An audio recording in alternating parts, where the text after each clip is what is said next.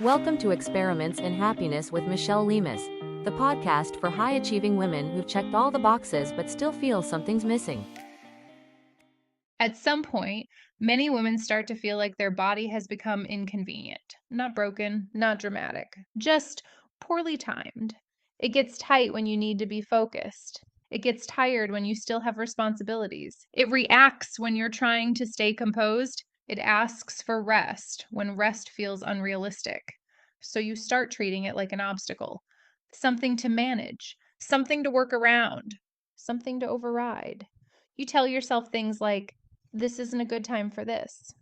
I'll deal with it later. I just need to get through this season. And at first, that works. You power past the tension. You normalize the fatigue. You learn to function with headaches, shallow sleep, gut issues, a buzzing nervous system, a chest that feels tight for no obvious reason. You don't collapse. You don't fall apart. You keep going, which only reinforces the idea that your body is the problem, because you are still functioning. But here's the thing, most women never get told. Functioning is not the same as being okay, and your body knows the difference. Your mind is exceptional at adaptation. It can rationalize almost anything. It can minimize discomfort. It can convince you that this is normal, manageable, temporary, even when it's been happening for years.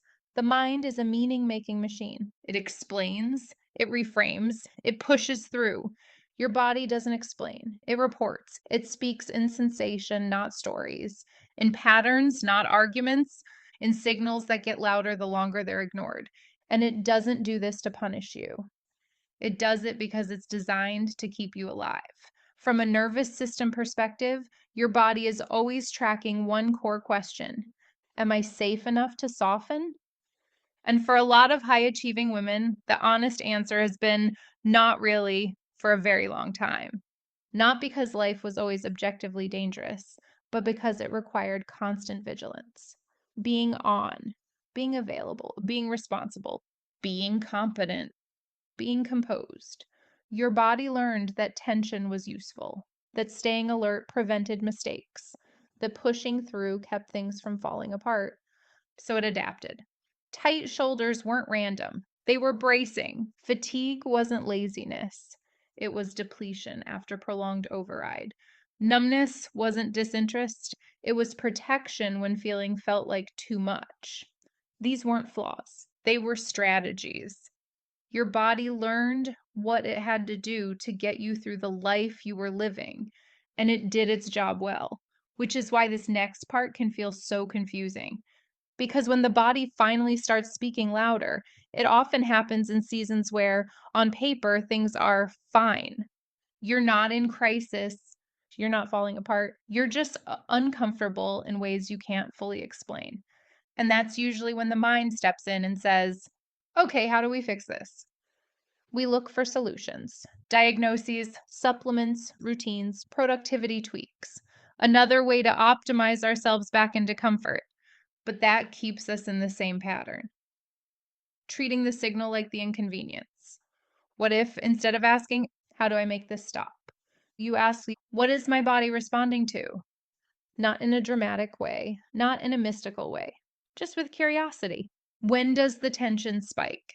Is it certain conversations, certain expectations, certain environments? Where do you feel it first? Before the headache, before the exhaustion, before the shutdown? Does your chest tighten when you agree to something you don't actually want to do? Does your stomach drop when you open certain emails? Does your body exhale when plans get canceled, even if you feel guilty admitting that? These moments are data, not problems, not weaknesses, not signs you're failing at life. They're your body communicating information your mind hasn't fully integrated yet. And here's an important distinction that changes how this all lands. Listening is not the same as fixing. Fixing comes from control. Listening comes from relationship.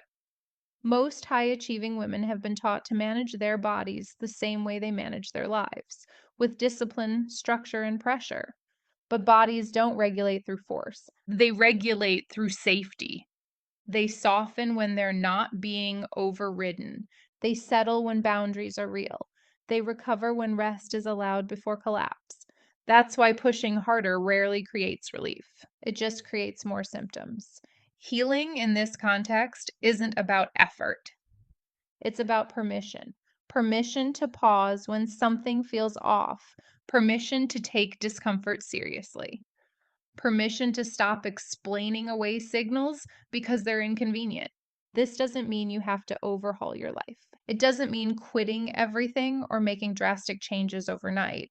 It means small, honest moments of attunement, like noticing that your body tenses every time you talk to a certain person and letting that information matter, like recognizing that exhaustion shows up after you ignore your own limits and choosing one boundary instead of powering through, like realizing you feel calmer doing less, even if your mind tells you that you should do more. These aren't dramatic acts, they're relational ones. You're rebuilding trust with your body. And trust changes everything because when your body feels listened to, it doesn't have to shout. When it feels respected, it doesn't have to escalate. When it feels safe, it begins to regulate on its own. If your body feels loud right now, it's not because you failed. It's because it trusts you enough to speak. It's saying, I've carried us this far, but I can't keep doing it this way. And you don't need to understand everything it's saying today. You don't need to decode every ache or sensation. You don't need a perfect interpretation. You just need to stop treating the message like an interruption because your body has been on your side this whole time.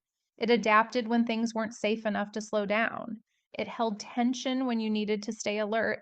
It numbed when feeling felt dangerous. It pushed when stopping wasn't an option. And now, gently but persistently, it's asking for something different. Not discipline, not control, not more pushing, but care, presence, and respect. Listening to your body isn't weakness, it's intelligence that lives below language. And when you stop fighting the signals, when you stop arguing with the messenger, you start making choices that don't require so much recovery afterward.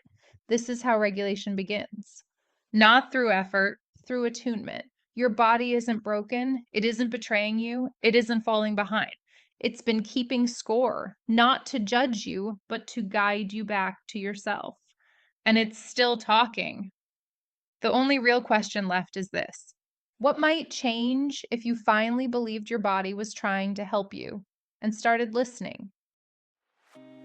Thanks for listening to Experiments in Happiness.